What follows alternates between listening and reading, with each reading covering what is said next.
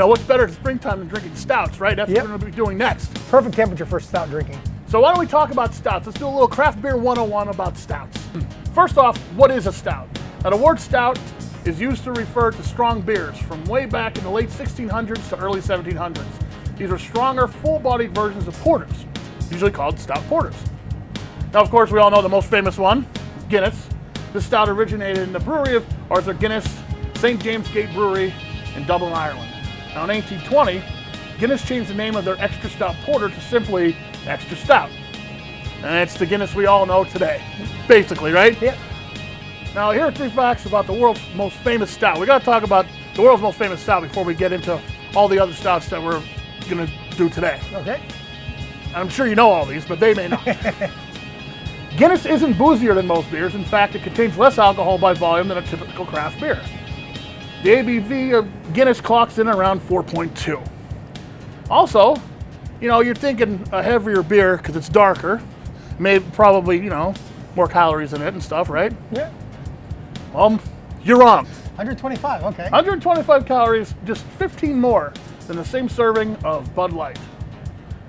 And finally, the Guinness is good for you, catchy market slogan in the 1920s, wasn't really based off any scientific proof. I just have to stick that in there, even though I still say moderate alcohol consumption is good for you. And it builds character. And Guinness is a great stout to start with because it is on that lower alcohol volume. It is on your lower bitterness scale. So you're not jumping into that super heavy craft beer stouts, which quite frankly will be the 16 beers that we try today.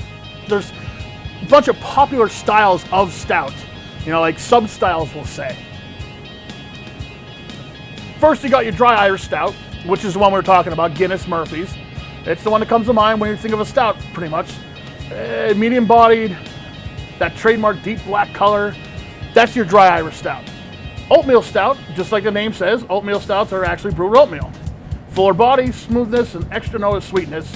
Usually the ABV is around 4 to 7. You know, it's still not real strong. Then you got your sweet or milk stout, another stout with a name that hints at its flavor. The sweet stout usually contains unfermented sugars and stuff like that. A good example would be That Lancaster double chocolate milk stout. there you go. It slipped my mind a little bit, but yes, that one was really good. One of the first things we did here was try that. Wow, it's fantastic. Yep. And last but not least, my favorite is the Russian Imperial Stout. Now, the Russian Imperial Stout, while Guinness is at the lower end of the booziness, the stoutiness stouts, is that a word? Stoutiness? The stoutest stouts. How's that? There we go. Okay.